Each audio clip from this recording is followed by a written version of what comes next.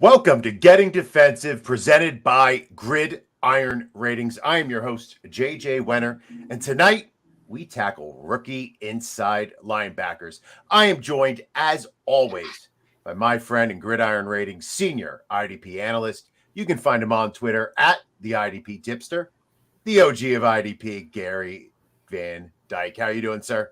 I'm doing great, JJ. Glad to be here, ready to do this. I'm glad to have you with us, and also with us, the author of the Key and Diagnose series. You can find him on Twitter at BJack83. Brandon Jackson, how are you doing, sir? Doing great, JJ, man. I'm ready to talk about these rookies, man. I'm glad the draft is over.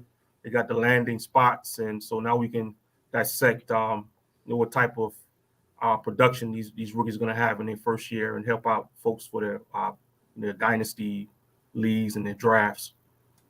I have a few coming up, so I'm looking forward to getting your input. Gentlemen, before we jump into tonight's topic, make sure you like and subscribe below to get all of our most recent content. Follow us on Twitter at Gridiron Rating and visit our website, gridironratings.com. And remember, your path to the title starts with Gridiron Ratings. Well, let's get right to it. On Tuesday, the team tackled their top 10 rookie edge rushers. And tonight, we continue our rookie focus. This time, we discuss the inside linebackers. Let's kick it off right at number 1.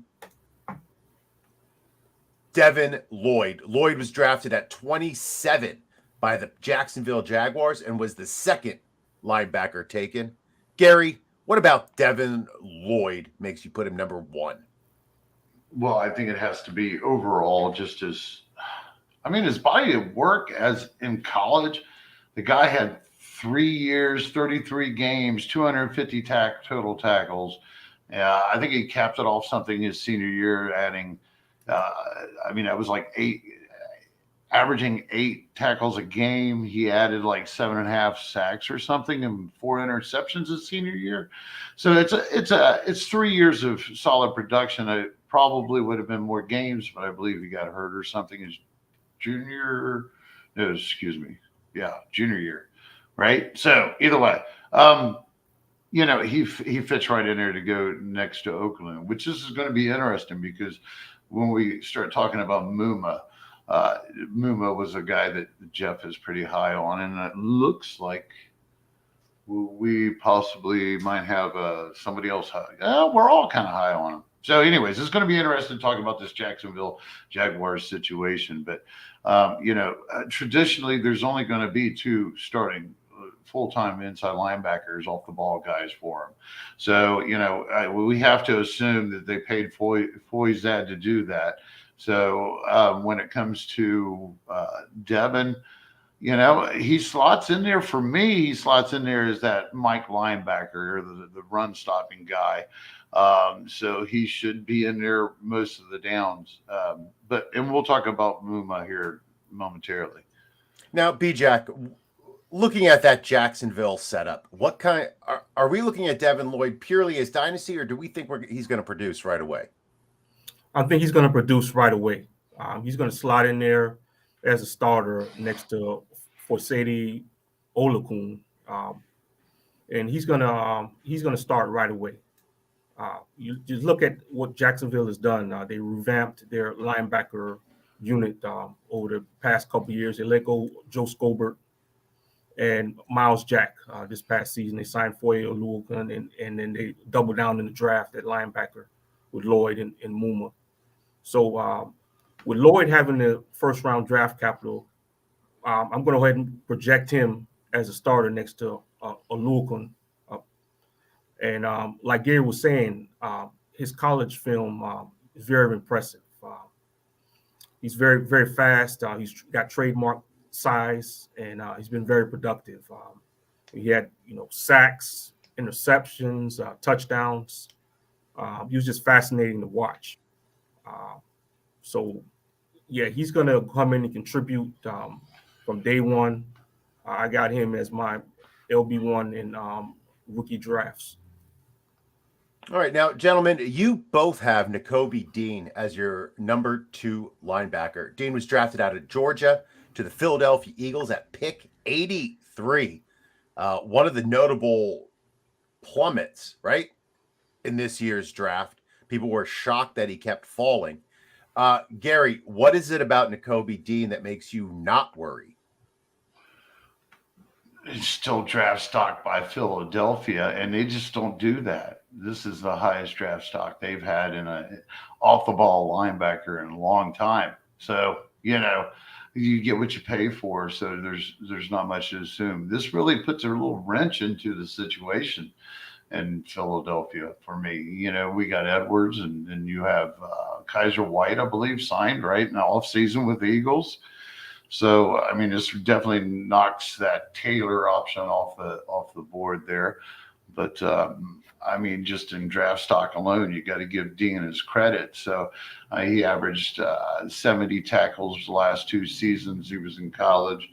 I think he was looking at, 11 tackles for a loss and 6 sacks in 2021. He seems to be a plenty versatile off the ball type guy. So, does he assume a starting role at the very beginning? I think it is at Kaiser White's expense if it does. I still like TJ Edwards hanging out there. But yeah, and it's this immediate impact with both Devin Lloyd and Dean that's got these two guys at 1 and 2 for us. Basically in this dynasty draft or in this dynasty rankings, because you get they got the best possibility for immediate impact, So it's I don't know about Brandon, but I think I can speak for Jeff possibly, because I know why he's got Dean over Lloyd. He thinks that Muma, as you can see, he has him at 4, is going to eat into more to Lloyd's production than what some people may think. So speaking with him and him making complete sense is basically why I have him a little higher on mine than what I probably would have originally when, IDP guys talk. So what about you, Brandon? Okay. We're discussing Dean. Yes, please. Okay. Yeah, Nakobe Dean, he would be my number 1, my LB1, but I just found it very curious how he just stumbled in the draft. That was kind of a red flag to me because the draft analysts had him like as unanimous LB1. And then we heard about these injury concerns and he plummeted. He was like the 7th inside linebacker taken off the board. But nonetheless, I didn't drop him any further than number 2 because he's an exceptional talent. Just watch the tape. He's so instinctive the way he, key in diagnosis, the play. He's a great tackler, great in coverage. You've seen him line up on the outside and rush the passer. And he lands in Philadelphia. They don't really have outstanding depth at the linebacker position. As Gary noted, Kaiser White played mostly special teams. He got a starting job last year with the Chargers, but Chargers let him go. They had no problem letting him go. He signed like a 1-year minimum deal. And then they have TJ Edwards. He's nothing special. So I think Dean, he does have the chance of contributing day one. I could see him taking the starting job, winning the starting job in training camp over either White or TJ Edwards. So you don't have any concerns about, I mean, the reason he dropped was because of, right, he had a pectoral injury, I guess, that he didn't want to get surgery on. You don't have any concerns about redraft with him possibly being injured? Not until I get more details. I know he plummeted in the draft, but he put out something on Twitter saying he was healthy. But not until we get more information. I just can't drop him. He was like a consensus LB1 to draft analysts, and you really see that on tape. So I'm not really going to go with the speculation. I'm just going to go what I see on tape, the talent. And then, looking at the situation, the depth chart there, he could be the best linebacker, day one. Gary, what about you in redraft? Well, that's, I find that interesting you brought that up. I mean, yeah, it's definitely a concern, but it's still on paper right now. That's where he slots in the second for me. Yeah, it's just another factor, there's a little bit more unsurety. I don't think I think Dean will see plenty of playing time if he's good to go. He's got to stay healthy, but it's just the whole situation there. And him slipping down the board, I get it. I'm not going to hold that completely against the guy. We've seen this happen before, and he's still on. He still looks like the part. So Philadelphia needs us, and so he better be what they went for. Well, lots of analysts thought they might take him in the first. They ended up getting him in the third, right? Yes. Yeah. We'll see what happens. I would be a little bit concerned, though, that all those teams who needed linebackers, right, on early day 2, Right. skipped over him again. So, but that's just where I'm coming from. Let's look at number 3. Shockingly, we have another Georgia linebacker, number 3, Quay Walker, selected by Green Bay at pick 22 overall. Gary, Brandon, Jeff, all in agreement on there. Brandon, where are you with Quay Walker? He lands in an interesting situation because you look at the Green Bay situation, the way they use their linebackers last season. They had one linebacker get majority of the snaps. Oh, that's been history. That's been history for 10 Right. years or so. Yeah, it's been forever. Yep. Right. Sorry, go right ahead. Devonta Campbell, he was they're only every down linebacker. They had Chris Barnes, he was the second in line there, and he only got 52% of the snaps. So when he was drafted, it was kind of discouraging for people wanting to draft Quay Walker because we don't know how much playing time he's going to get. But after doing some research and listening to their post-draft press conference, there was some optimism surrounding Quay Walker that the Packers could be playing more base and more nickel packages. They said Quay Walker gives them the ability to do that due to his versatility. They believe he's good in coverage, better than Chris Barnes because they pulled him off on mostly all passing downs. They didn't trust him on passing downs.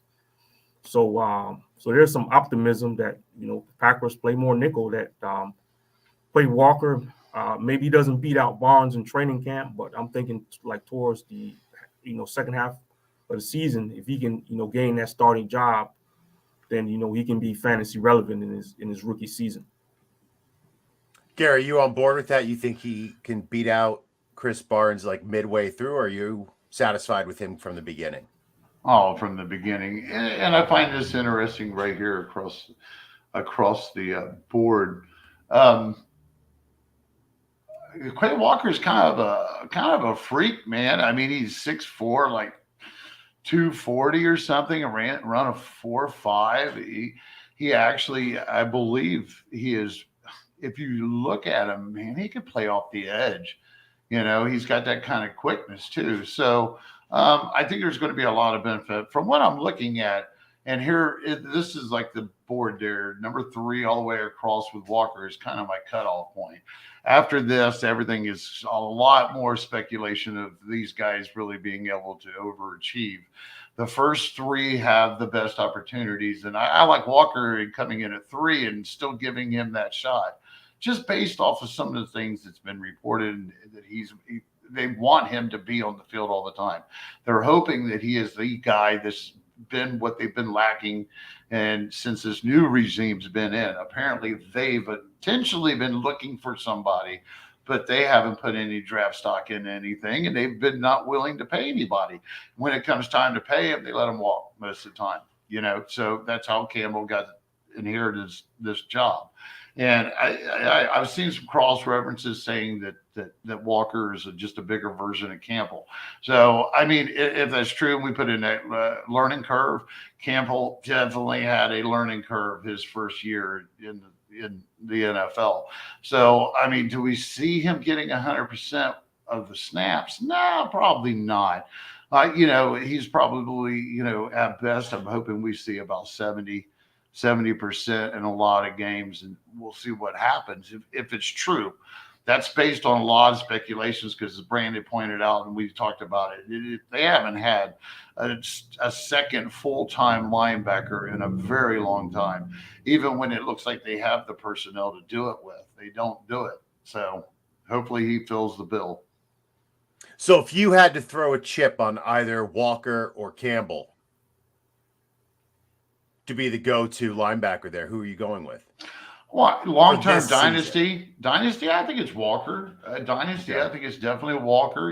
But I mean, you could throw a nice little tail end of the draft type of flyer in a redraft for Walker.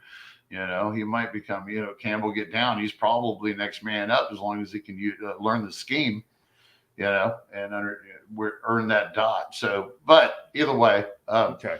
But so you're definitely though taking right. in redraft, right? You're taking Campbell over Walker, right? I have a lot of doubts below this list.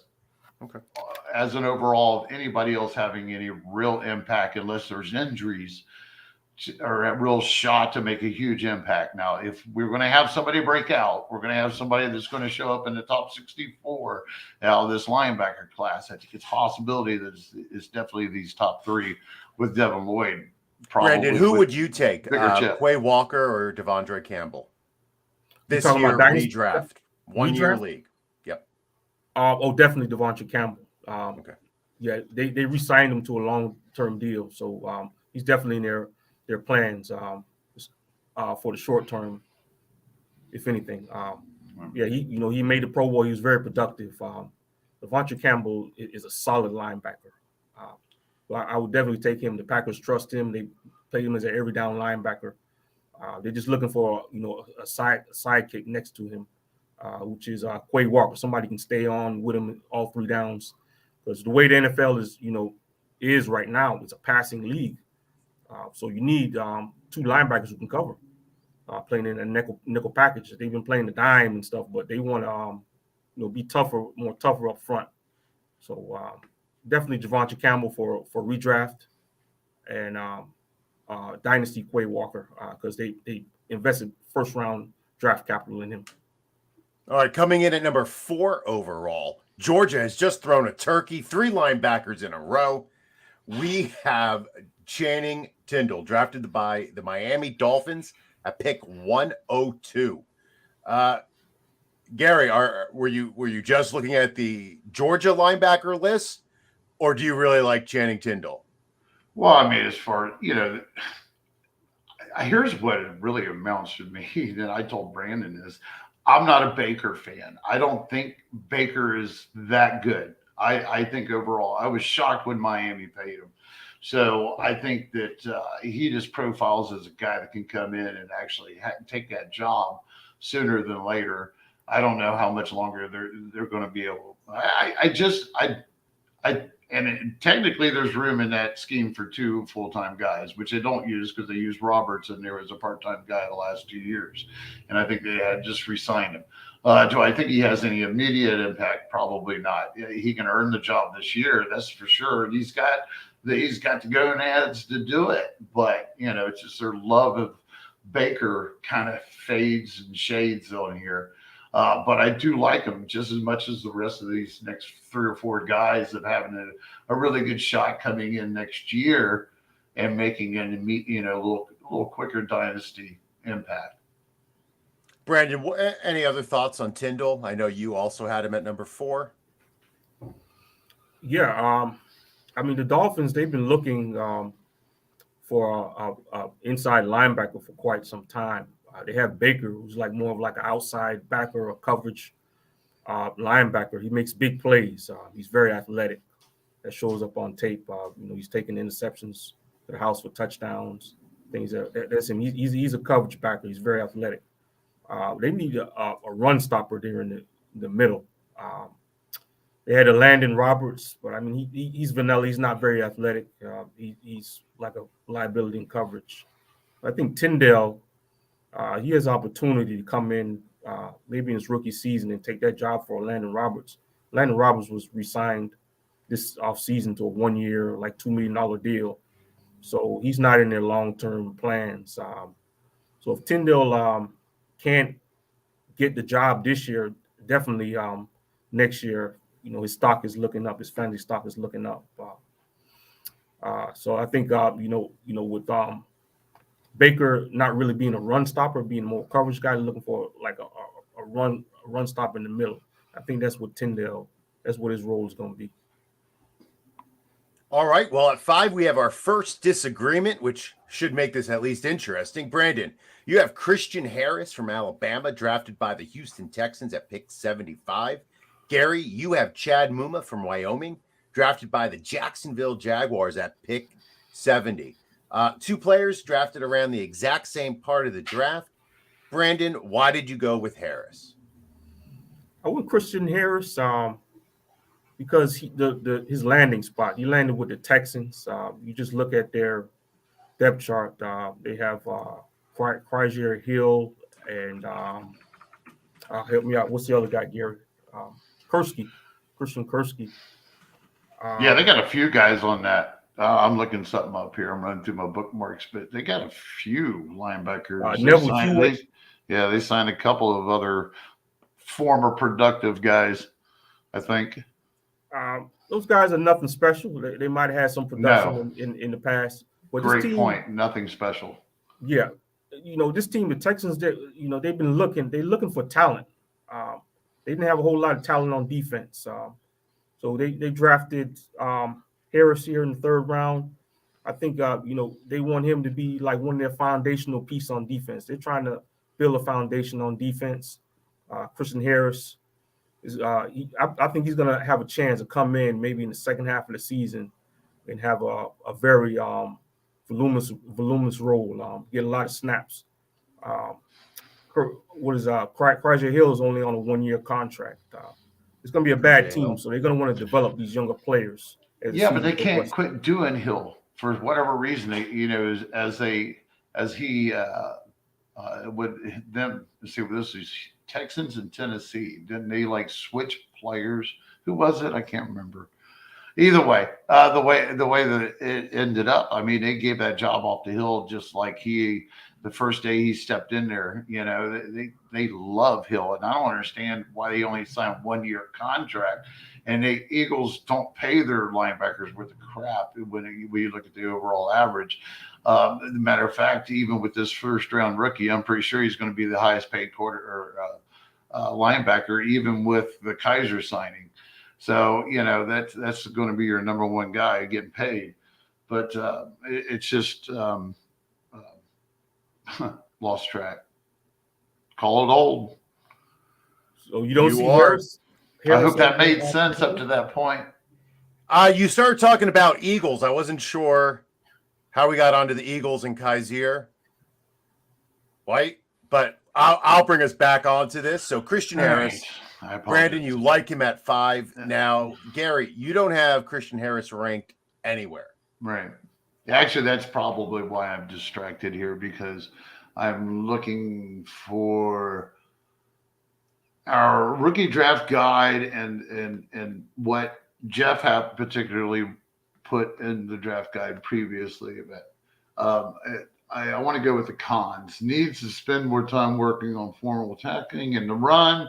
Lacks the kind of bend you would want from a high end prospect. To reliant on his athleticism.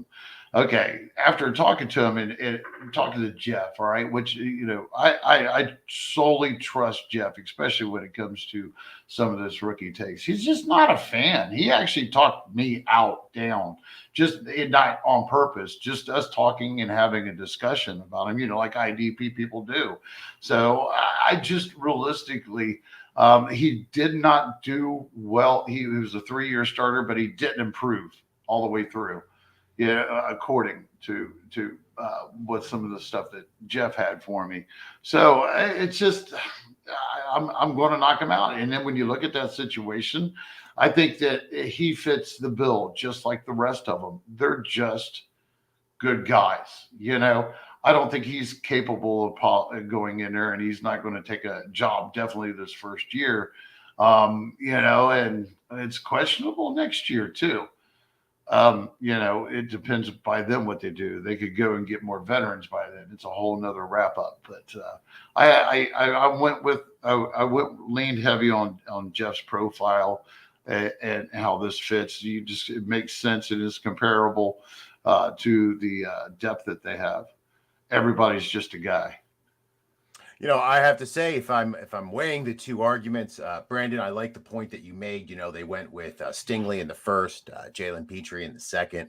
They added Christian Harris in the third. They definitely have a plan, it looks like, by the first time in a while that they have a solid plan. And they just wanted to add defenders, young, capable, athletic defenders. And I don't know. I think Christian Harris will get a shot. Right. I don't see anybody in front of him who scares me. Right. But Gary, now you had Muma, as we said, Wyoming.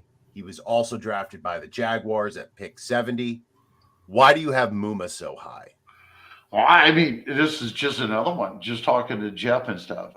Now, I'm not nearly as high on him as what Jeff is, because I believe Jeff has him at 4. Yeah, you have him at 5. Not much of a difference, Gary. Right. Well, I guess, but I'm not as high on a whole dynasty rookie ranking of the. I like my rankings. I like my linebackers. I apologize, but I mean, when it comes to rookies, we all know some of the back history. So when I'm really looking to it, I don't think Muma will get as much playing time as what I mentioned with Devin Lloyd and Foyce as what Jeff does. I think, if I'm not misquoting him there, but I like his opportunity. And I mean, the guy, he led the NCAA in overall tackles last year with 142. Over that time span, he totaled 11 tackles a game. He profiled well as a run defender. So I can see him playing that Sam. I can see him playing that Sam spot in there and possibly even stepping in as the full-time 65-70% Sam linebacker. How much production will that get for us? I don't know. I mean, it's not traditionally a high volume IDP position. So, but I do like him. I do like his opportunity. I mean, you got to give Jaguars, kudos here. They back-to-back picks, weren't they? Or no, I can't remember what pick First he was. Third round.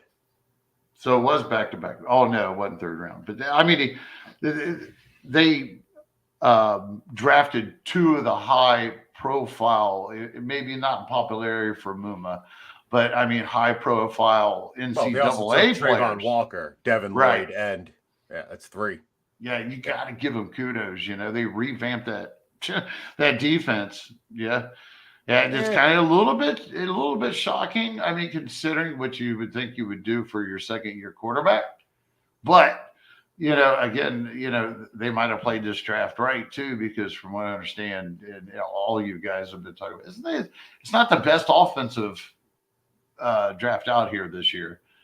I don't think. At least there's no quarterbacks. There are no quarterbacks. There are some wide receivers they definitely could have taken. Brandon, we're gonna talk about Muma a little bit later on your rankings. You don't have him till number 8, but now that we're discussing him, anything you want to say about Muma? Yeah. I mean, I wrote up an article on my key diagnosis about top 5 inside linebackers. Chad Muma. Chad Muma, I'm not optimistic about his his first year or short-term outlook, because they run a 3-4 defense and they have Olakun there. They invested first-round draft capital in Devin Lloyd. That's why I'm projecting him to start next to Olakun in that 3-4 defense. And it's interesting. I think that Muma is going to be like the replacement for Olakun, because Olakun signed a 3-year deal, but it's essentially like a 2-year, $30 million deal. They have an out in that 3rd year. Olakun is going to be playing that Mike role, and it's interesting because during the post-draft press conference, they were talking about Muma, and they said he profiles as he has a Mike linebacker traits. So they were very impressed the way he ran the defense. So I'm thinking he's gonna sit behind Olakun for a couple years, and they're gonna have Muma and Devin Lloyd. That's the future of their linebacker room right there. The two starters. Like you said, they revamped that linebacker room. They weren't happy with it. It just goes to show you, Olakun, he got the big money deal, but I don't think he's really considered. He's not considered as their future linebacker. He's basically a stopgap option. He doesn't really do anything special. I know he led the league in tackles, but you just watch the film. He was getting a lot of those tackles past the line of scrimmage. But now they got two solid prospects there. I think Muma is going to sit behind Olakun for 2 years. Once that second year is up, then Muma steps in as the Mike linebacker, and Devin Lloyd, he's more like that outside guy, that weak side guy. Because you look the way they used Devin Lloyd in college. He was used on the outside. They blitzed him. He's very solid in coverage.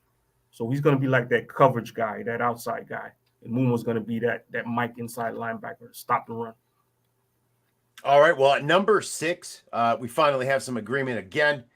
Can't disagree for too long. We have Troy Andersen from Montana State, former quarterback, played a lot of positions. Drafted by the Atlanta Falcons at pick 58.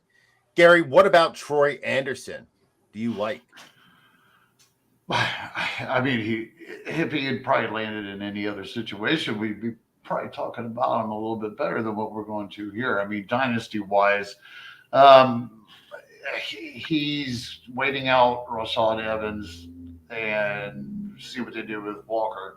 They're probably going to deal with Deion Jones next year. So, I mean, from a playing perspective in redraft, there isn't any unless there's an injury. But, I mean, he profiles as a good run defender. So, he could be the future in that new, I believe they're running a new scheme in Atlanta, right? Is it Dean Pease? I don't want to speak out of turn. Yeah. I know they brought in somebody new. Brandon, where are you with Troy Andersen from Montana State? Big Sky Country. I'm intrigued about Troy Andersen. We talked about Troy Andersen last week. He's a very versatile player. Yep. He started off as a QB and running back at Montana State. He has exceptional speed, 4.41 speed, which was the highest among all the linebackers at the combine. He's like a coverage. I think he profiles as a coverage guy because he's so athletic. I think he's the one-for-one replacement for Deion Jones. It's kind of interesting because the Atlanta Falcons didn't mention anything about Deion Jones last week after the draft when they mentioned when they're discussing their depth chart at linebacker. They didn't mention him at all. And now they just signed. They made a signing today. Nick Kwiatkowski. Yeah. Huh. I missed that one. So there's rumors that Deion Jones could be, cut or traded this offseason. Right, which we've discussed that whole scenario for a while now. Yep. Right. From a dynasty perspective, I like Troy Andersen. Probably step in next year after they get rid of Deion Jones, because he's a raw prospect. Jeff was mentioning he wasn't too high on him because he played Division II school and he's a converted player. So he's like a project. He's gonna need to be developed. But I'm looking for him to step in next year and be a starter because they drafted him in the second round. They drafted him pretty high. So did you write an article on him? Right. Yes, I did write an article about Troy Andersen. Speaking of, you all need to go to gridironratings.com and check out his work at the IDP. Whatever. Yeah, you gotta check out Brandon's work. He's really doing a great job. Yeah, his prospects are looking very promising. Just look at the depth chart. They got Michael Walker. They're revamping their defense. They got Aluakun got away, and they're not happy with Deion Jones. He struggled last season, so they're probably going to get rid of him either this offseason or next offseason. Yeah. Behind Walker and Andersen is some guys on 1-year deals. I mentioned Kokowski, and what's the other guy from Tennessee? It's Rashawn Evans. Yeah, he's on a 1-year deal. These are stopgap options. They'll be there. Yeah, I don't think Nick will probably come into play here. I don't think we should plan on it. He feels, you look strong coming out of Chicago, going to Oakland, and didn't do anything. Got paid. That's what he got. He got paid real well. But then, he's kind of like phased out here the last year or two. He's not quite working out. So I think it's just a depth signing at this point, I would say. I don't know. I guess when you compare him and Evans is a good player. I don't give Evans enough credit, I suppose. But I think Deion Jones' situation is getting hotter. Yeah. All right. Well, at pick number 7, Brandon has Leo Chenal from Wisconsin, drafted by the Kansas City Chiefs at pick 103. Gary, you went ahead and took Malcolm Rodriguez from Oklahoma State, drafted by the Detroit Lions at 188. Now, I am not too familiar with Malcolm Rodriguez, Gary, so you're going to have to fill me in on this pick. Well, and I hate to do this, but I'm deferring to Brandon because I had the conversation with him prior to you joining us in studio, folks, and Brandon had it. So I'm just going to let him roll out. Yeah, I left Malcolm Rodriguez out of my top 10 because of the draft capital. He was a 6th-round pick. I mean, there's no guarantee that a 6th-round pick is going to make a roster. I like him. I watched the tape. I like him. He's undersized. That's one of the reasons why he dropped in the draft. He's like 5'10", 5'11", 229 pounds. Played for Oregon State. He was very productive all 4 seasons. And you see that during the tape. He's a trademark Mike linebacker in the middle. He stops everything there in the running game.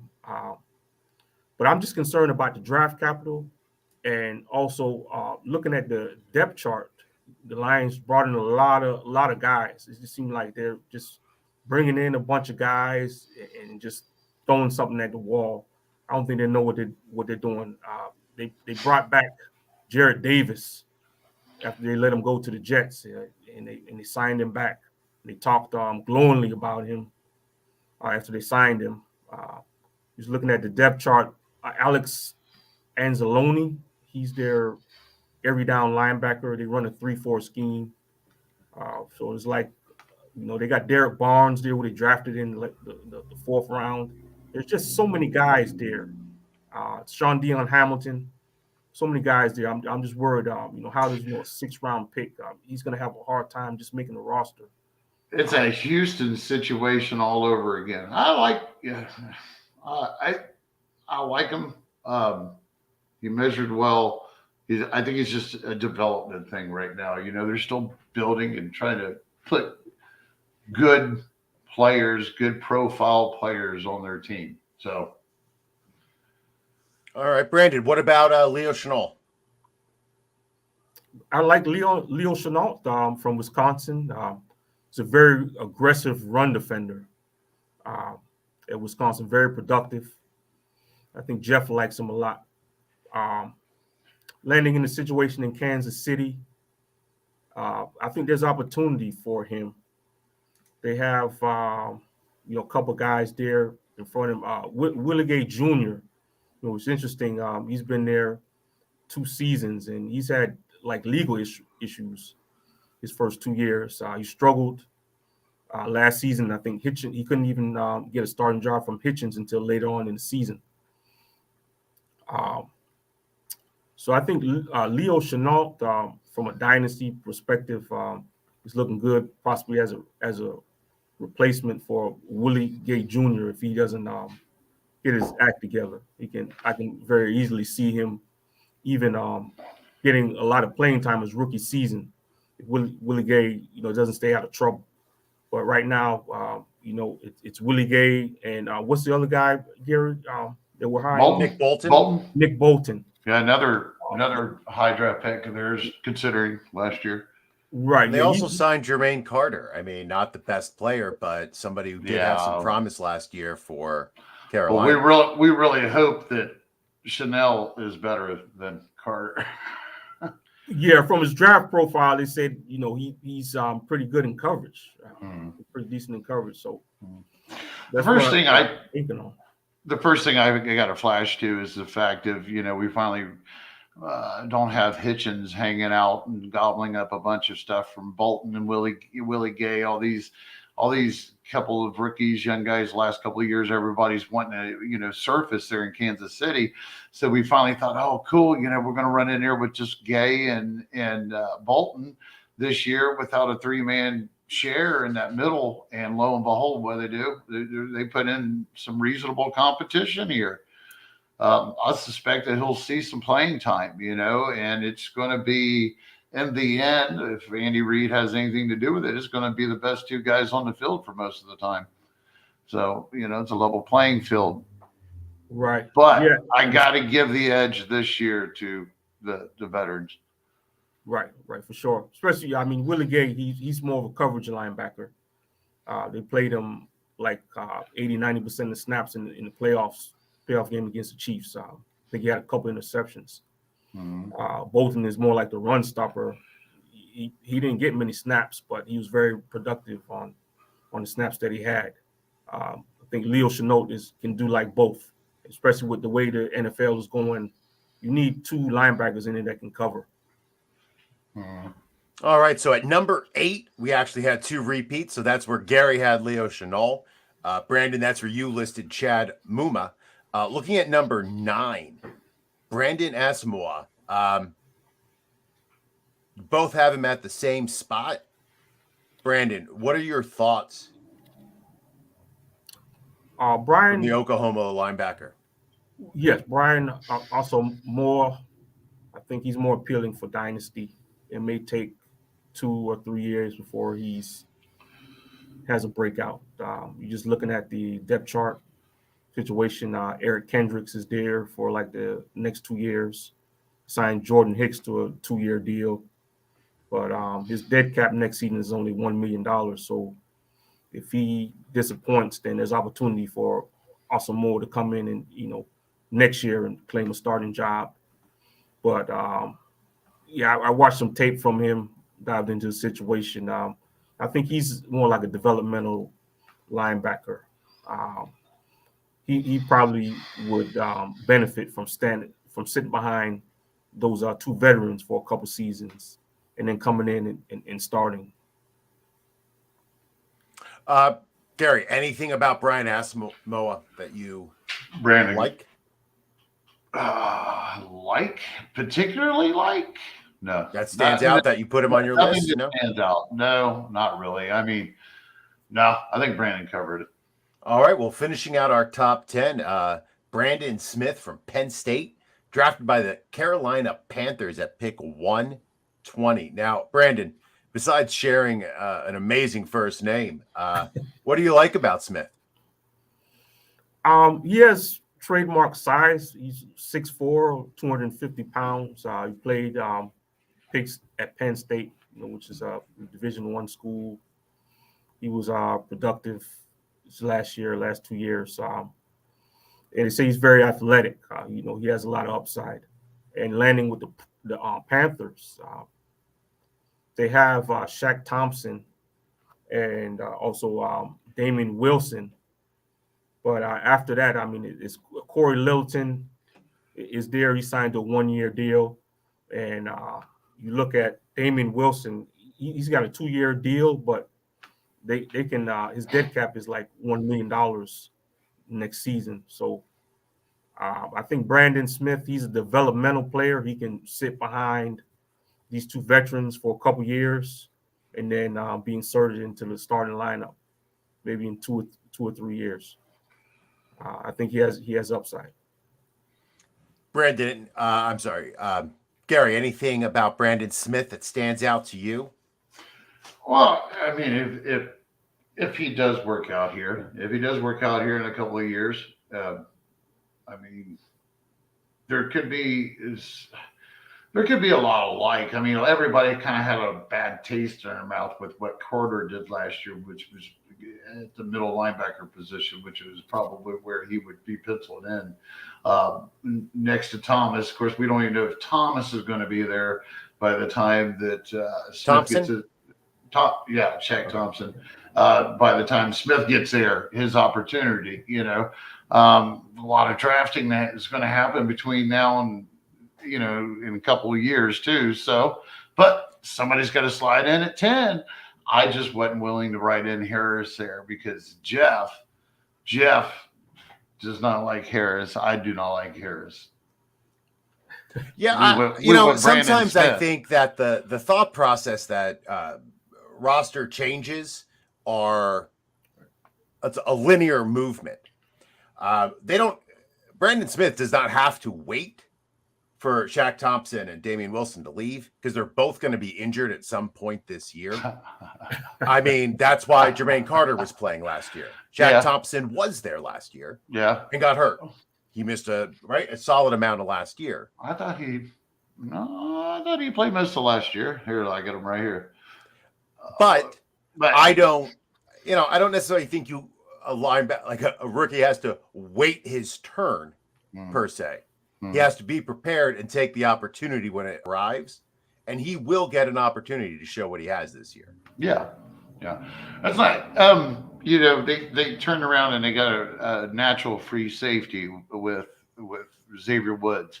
So I'm not saying that Xavier Woods couldn't play in the box, but I think the speculation might be that we see Chen moving back up into the box, which everybody will probably appreciate because we should see a little bit of more of a boost back in his production. So we also got to assume that could be a possibility, just based off of what I've at least been seeing, and just by the signing of Woods. I mean, it wouldn't make much sense to put Woods in the box when you got Chen. Woods is a very capable player to be there. So we might see something a little bit. And they did re-sign Burris, which Burris is not very fancy. So somebody's got to get those snaps. Somebody's got to play and replace Carter. Any given rookie, right? They also get to get their chance. They beat the curve. They got a job. They're 1 in a million already. 1 in a million already. All right, gentlemen, looking at this list now, right? We see 1 through 10 in front of us for each of you. We kind of talked about redraft versus dynasty, where the value switches. So looking at 1 through 5, I'm going to ask you both to put a line where you won't draft these guys anymore in a redraft league, right?